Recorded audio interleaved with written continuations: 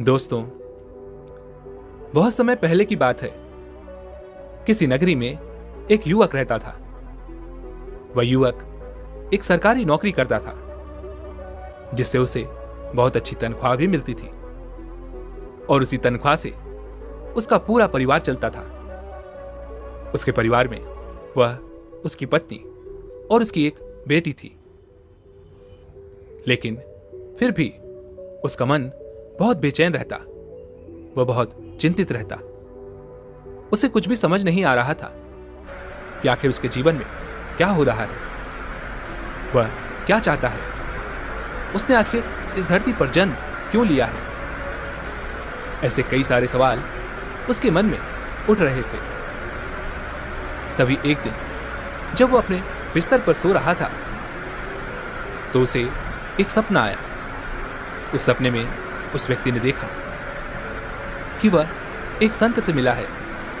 वह संत बड़े ही ज्ञानी हैं, बड़े ही दयालु हैं। उन संत ने उसे एक ऐसा मंत्र दिया है जिस मंत्र की मदद से उसका पूरा जीवन बदल रहा है, उसका पूरा जीवन खुशहाल हो रहा है और वह बहुत खुश है।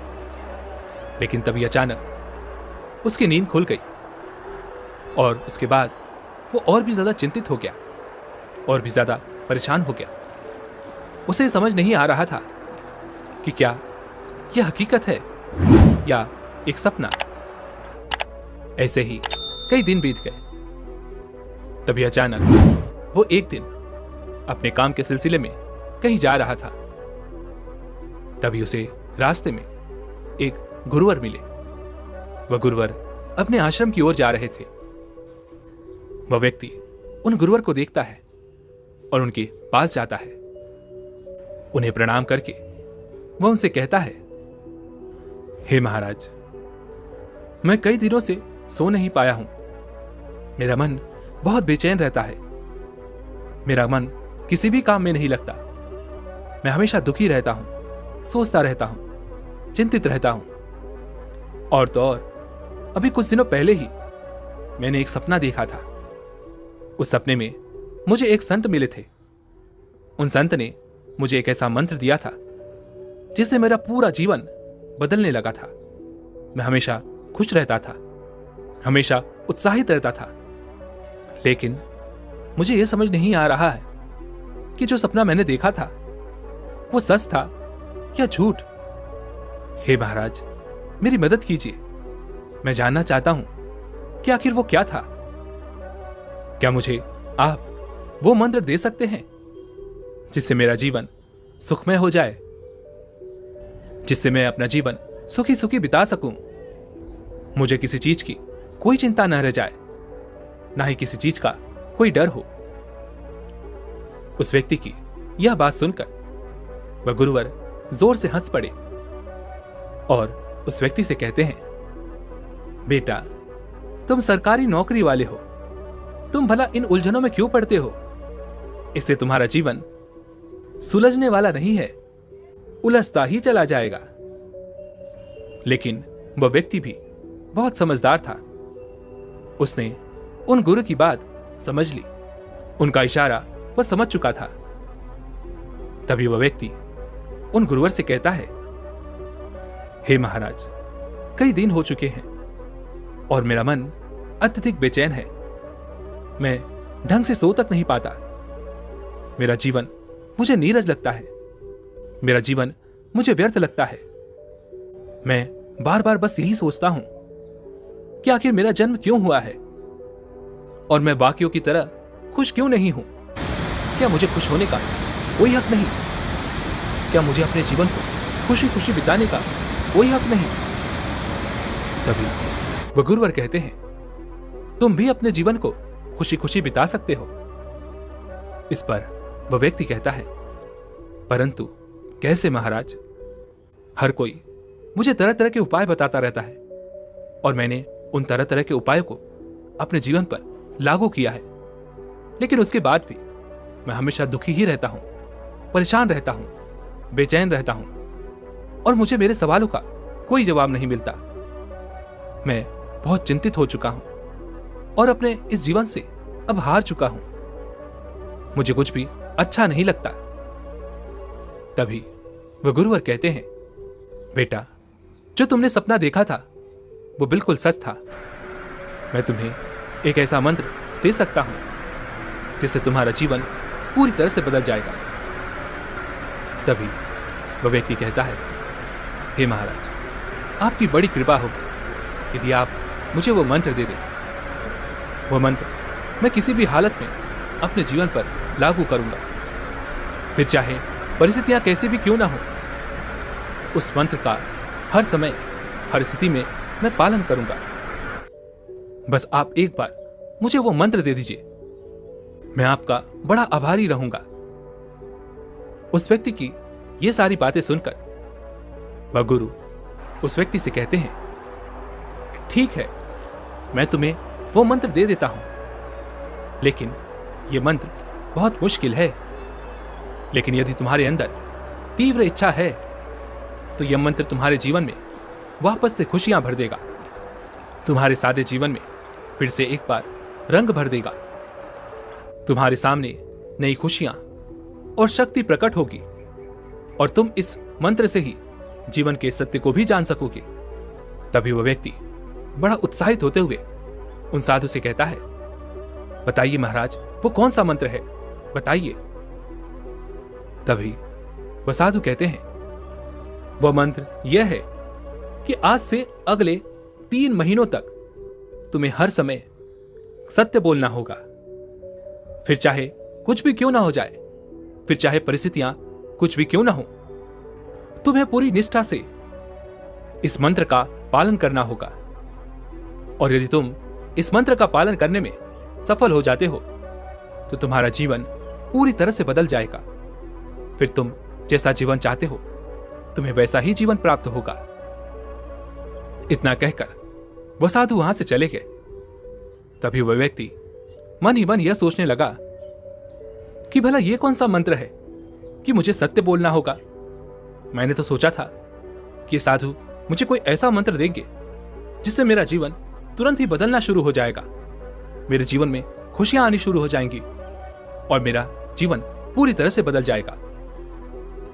तभी वह व्यक्ति कुछ देर शांत होकर सोच विचार करता है और फिर वह यह तय करता है कि वह उन गुरु की बातों पर चलेगा, उन गुरु की बातों का पालन करेगा और वह 3 महीने तक सत्य ही बोलेगा। वह यह निश्चय कर लेता है कि अब से चाहे कुछ भी क्यों ना हो जाए, समय चाहे कैसा भी क्यों ना हो, वो केवल सत्य ही बोलेगा। और उस व्यक्ति ने उसी क्षण से झूठ त्याग दिया और उसने सत्य बोलना शुरू कर दिया। वह एक सरकारी नौकरी करता था जहां पर वो और उसके अन्य मित्र भी रिश्वत लिया करते थे। उसने उसी दिन से रिश्वत लेना बंद कर दी। और उस व्यक्ति की एक और आदत थी, वो पल पल चाय पिया करता था। उसने वह चाय पीना भी छोड़ दी। धीरे धीरे उसके मन से चाय पीने की इच्छा खत्म होती चली गई। धीरे धीरे ऐसे ही कई दिन बीत गए और उसका मन अब शांत होने लगा था। अब उसे चैन की नींद आने लगी थी। वह बहुत अच्छा महसूस करने लगा था। लेकिन दोस्तों, कहा जाता है ना, वक्त पलटते देरी नहीं लगती। संयोग ऐसा हुआ कि उसी हफ्ते कर्मचारियों की जांच हुई और निरीक्षण में यह पता चला उस विभाग के कई लोग रिश्वत लेते हैं। और इसी सिलसिले में जब उस व्यक्ति से पूछताछ की गई तो उसने सब कुछ सच सच कह दिया। वह व्यक्ति कहता है, हां, हम अब तक जो रिश्वत लिया करते थे उसे हम आपस में बांट लिया करते थे। उस निरीक्षण कर्मचारी ने तुरंत ही उनके खिलाफ एक्शन लिया और उसकी एक रिपोर्ट बनाई गई। उस व्यक्ति के साथ उसके अन्य मित्रों पर भी कार्रवाई शुरू की गई।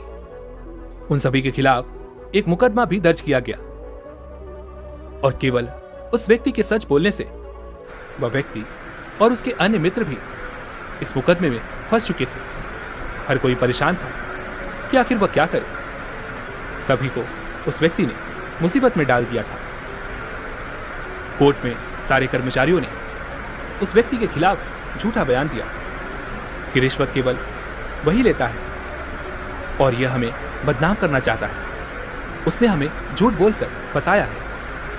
उन सभी कर्मचारियों की बात सुनकर वह व्यक्ति यह तो समझ चुका था कि अब उसे लंबी सजा होने वाली है।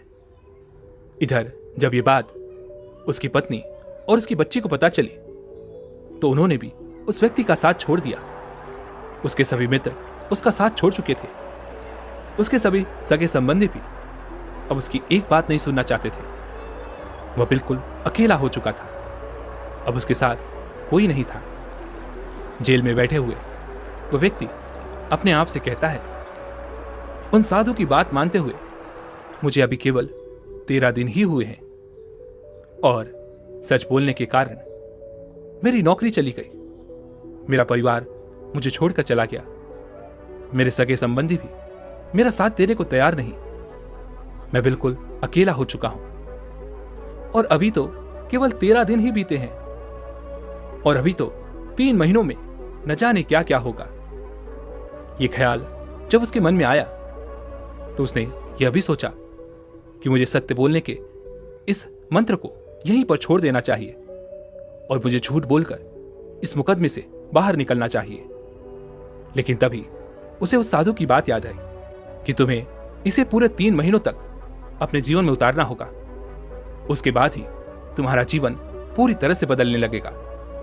इधर वो ये सोच ही रहा था कि तभी वह साधु जिसने उस व्यक्ति को ये सारी बातें बताई थी, जिसने उसे वो मंत्र दिया था, वह भी उसे अपनी दिव्य दृष्टि से देख रहे थे और वो जोर से हंस पड़े और कहने लगे, शिष्यों, आज तुम जानते हो क्या हुआ? जिसे मैंने सच बोलने का मंत्र दिया था, आज वो जेल में है और उसका साथ देने के लिए कोई तैयार नहीं हो रहा। उसका परिवार उसे छोड़कर चला गया। उसके सगे संबंधी भी उसकी एक बात सुनने के लिए तैयार नहीं। उसके मित्रों ने उसे खुद ही फंसा दिया। तभी एक शिष्य खड़ा होकर उन साधु से पूछता है, हे गुरुवर, यह तो उसके साथ बहुत बुरा हुआ, किंतु आप हंस क्यों रहे हैं? तभी वह साधु उस शिष्य से कहते हैं, मैं उस व्यक्ति पर नहीं हंस रहा, मैं तो इस दुनिया की मूर्खता पर हंस रहा हूं। जब तक वह व्यक्ति झूठ बोलता रहा, लोगों को फंसाता रहा, लोगों को धोखा देता रहा, तब तक लोग उसकी इज्जत करते थे। लेकिन जैसे ही उसने सच बोलना शुरू किया, सत्य की राह पर चलना शुरू किया, लोगों ने उसका तिरस्कार करना शुरू कर दिया, उसे भला बुरा कहना शुरू कर दिया, उसे फंसाना और उसके खिलाफ बेईमानी करनी शुरू कर दी। यहां तक कि उसके अपने तक उसका साथ देने को तैयार नहीं। और ऊपर से इस दुनिया के लोग कहते हैं कि अब लोगों में सच्चाई कहां रही। मैं इसलिए हंस रहा हूं। कुछ दिनों बाद ही उस व्यक्ति को अदालत में पेश किया गया। तभी वहां पर उपस्थित एक जज ने उस व्यक्ति से कहा, तुम्हारा वकील कहां है? तुम्हारा मुकदमा कौन लड़ेगा? इस पर वह व्यक्ति कहता है, जज साहब, मेरा कोई वकील नहीं है। इस पर वो जज कहता है, यदि तुम चाहो तो मैं तुम्हारे लिए एक सरकारी वकील कर सकता हूं, जिसकी मदद से तुम इस मुकदमे को लड़ सकते हो और अपनी बेगुनाही साबित कर सकते हो, और इससे हो सकता है कि तुम्हारी सजा भी कम हो जाए। तभी वो व्यक्ति मुस्कुराने लगा और जज से कहता है, जज साहब, मुझे किसी वकील की कोई आवश्यकता नहीं।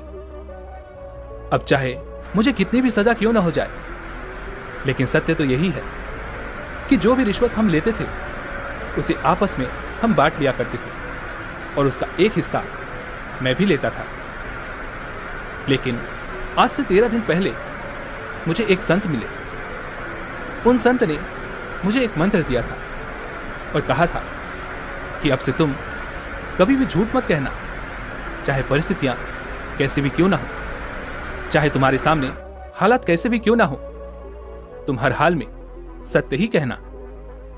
वो दिन और आज का दिन मेरा सब कुछ लुट चुका है। मेरे पास मेरी नौकरी नहीं रही, मेरे बच्चे, मेरी पत्नी सब मुझे छोड़कर जा चुके हैं।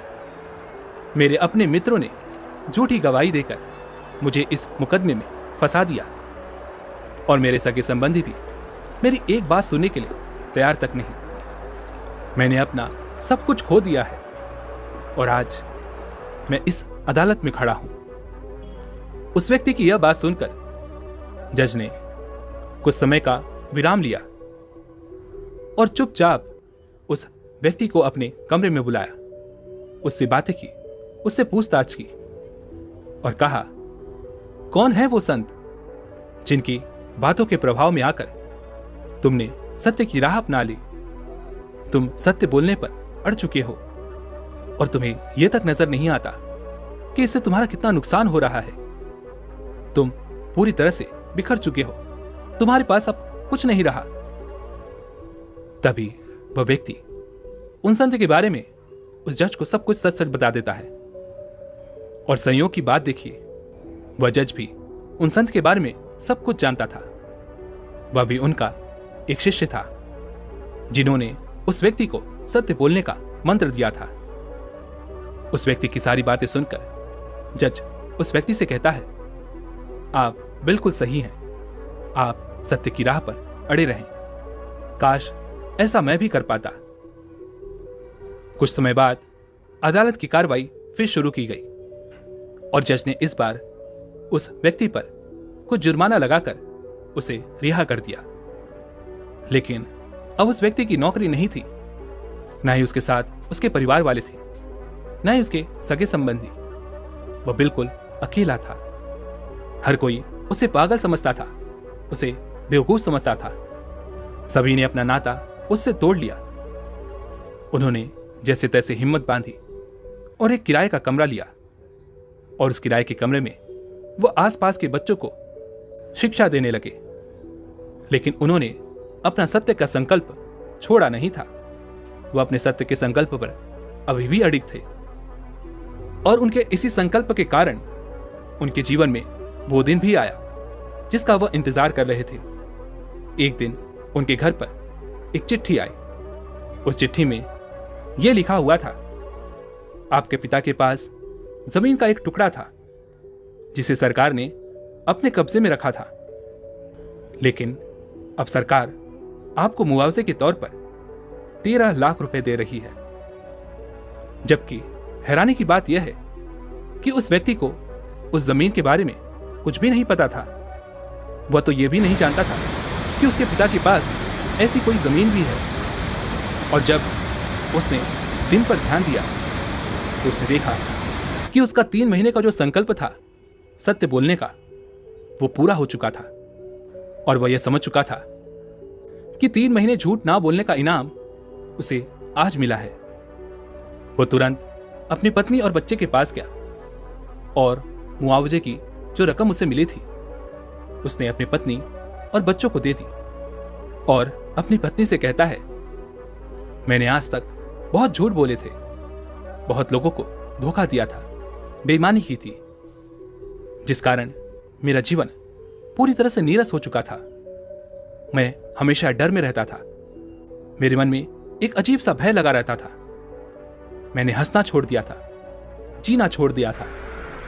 लेकिन अब जब से मैंने सच बोलना शुरू किया है, मैं कठिनाइयों के बीच में भी हमेशा खुश रहता हूं। मुझे किसी बात का कोई डर नहीं, मेरे मन में किसी प्रकार का कोई भय नहीं।